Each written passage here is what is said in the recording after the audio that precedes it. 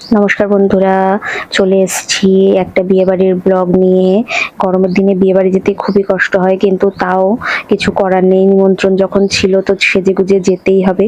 বিশেষ করে সাজলেও এত ঘাম হয় যে সব সাজ গলে গলে পড়ে। তো কি করব, অগত্যা সেজেগুজে চলেই গিয়েছিলাম। তো প্রথমেই দেখলে বউয়ের সাথে গিয়ে আমরা গিয়ে একটু ফটো তুলে নিয়েছিলাম। তারপরে বরেরও এখানে একটু ভিডিও করে নিয়েছি। আর বর ছিল তোমাদের দাদার বন্ধু, মানে ক্লাসমেট, ওরা ছোট থেকে একসাথেই পড়েছে। তারপরে কি করব, এদিকে ওদিকে একটু ঘোরাঘুরি করলাম, করে চলে গেলাম খাবারের স্টলে। তো এখানে দেখো ফুচকা স্টল ছিল, আমি ফুচকা স্কিপ করেছি কারণ গরমের মধ্যে বেশি খাওয়া যাবে না। তারপরে ছিল এখানে চিকেন পকোড়া। তো চিকেন পকোড়া আমি খুব একটা খাইনি, তোমার দাদার থেকে এক পিস নিয়ে খেয়েছিলাম। আর এদিকে দেখো না, মেয়ে বাটি ভর্তি করে নিয়ে শুরু করে দিয়েছে খাওয়া।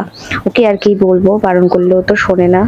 তো যাই হোক, খাক। এদিকে তোমাদের দাদা বললো যে আমাকে একটু ভিডিও করে দাও, আমি খাচ্ছি। তো আমি একটু ভিডিও করে দিলাম, দেখো। তারপরে ছিল আম পান্না, ওরা দুজনেই আম পান্না খেয়েছিল। আমি ভেবেছিলাম একটু শেষে খাবো, কিন্তু শেষে না এত ভিড় হয়ে গিয়েছিল আর খাওয়া হয়নি। তারপরে আর কি করব, অগত্যা চলে গেলাম মেন কোর্সের দিকে। দেখো এখানে আমরা বসে পড়েছি খেতে। তো প্রথমেই দিয়ে গেছিল ধোয়া ওটা গরম গরম সাদা ভাত। আর আমার মেয়ে দেখো এখানে বসে এখনো সেই চিকেন পকোড়াই খেয়ে যাচ্ছে। এই দেখো আমাদের ভাত চলে এসছে একদম গরম। এই গরমেও গরম গরম ভাত, তার সাথে ছিল মাছের মাথা দিয়ে ডাল। আর সবকটা রান্নাই খুব ভালো হয়েছিল, খুবই মানে হালকা পাতলা হয়েছে। এই গরমের মধ্যে খেয়ে আমাদের কোনো প্রবলেম হয়নি, সত্যি কথা বলতে যেটা।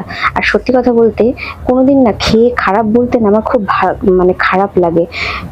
কোনো খাবার যে খেয়ে রিভিউ দেবো খারাপ হয়েছে, সেটা না আমার ভালো লাগে না। কারণ একজন বাবা অনেক কষ্ট করে তার মেয়ের বিয়ে দেয়, সুতরাং সেখানে না কোনো খারাপ বলা একদমই উচিত না। তো যাই হোক, আমার তো সবই ভালো লেগেছে। তারপরে মাছের মাথা দিয়ে ডালের পরে দেখো এখানে চলে এসেছিল মাছ।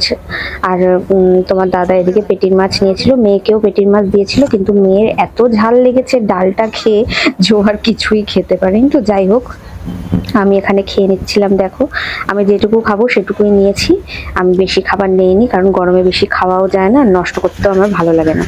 তো এখানে দেখো তারপরে মাছ খেতে না খেতেই চলে এসেছিল সালাড, শসা আর পেঁয়াজ। আর তারপরে চলে এসেছিল গরম গরম একদম চিকেন কষা।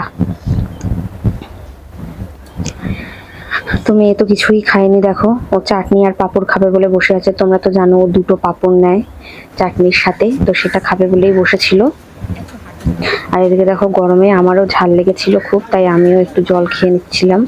তারপরে চলে এসেছিল চিকেন কষা। আমি একটু দাদাকে বলছিলাম যে হাড়ের দিক দিয়ে, তো দাদা বললো সবই হাড়ের মাংস। তবুও আমার লেগ পিসটা যেটা আমি পছন্দ করি সেটা খেয়ে নিয়েছে আমার বর। দেখো আমার বরের পাতেই পড়ে গেছে সেটা। তো যাই হোক, কি হবে, কেউ না কেউ খেয়েছে। আমার হাত পাতেও একটা পড়েছিল। তো এদিকে দাদা বললো আমি খাচ্ছি, একটু ভিডিও করে দাও। তো আমি ভিডিও করে দিলাম। আর আমি এক পিসই মাংস খেয়েছিলাম, 2 পিস মাংস নিয়েছিলাম, একটা তোমাদের দাদাকে দিয়ে দিয়েছি গরমে। আর মেয়ে তো কিছুই খেতে পারছে না ঝালের জন্য। তারপরে চলে এসেছিল আমের চাটনি, আর তার সাথে অবভিয়াসলি পাঁপড় তো থাকবেই। এটা হচ্ছে শেষ, আমরা চলে এসেছি খাবারের। তো এদিকে দেখো আমার মেয়েকে আবার একটু বেশি করে চাটনি আর 2টো পাঁপড় দিতে হয়, তোমরা তো জানোই।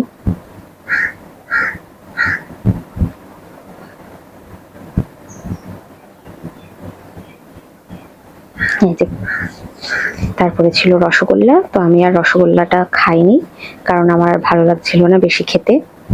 গরমের সময় জানোই তো সবাই খেতে না বেশি ভালো লাগে না। আর এতই গরম হচ্ছিল, আর আমরা যেখানে বসেছিলাম না সেখানে ফ্যানটাও ছিল না, যার জন্য আরো বেশি গরম হচ্ছিল। তো এখানে তোমাদের দাদা রসগোল্লা নিয়ে নিয়েছিল, আর আমাকে বললো আমি মিষ্টি খাবো, একটু ভিডিও করে দাও। তারপরে আমাদের এখানে আইসক্রিমও দিয়ে গেছিল শেষ পাতে। এই দেখো দাদার মিষ্টি খাওয়াটাও দেখে নাও। তো আমার ভিডিওটা কেমন লাগলো সবাই জানিও। সবাই ভালো থেকো, এই গরমে সুস্থ থেকো।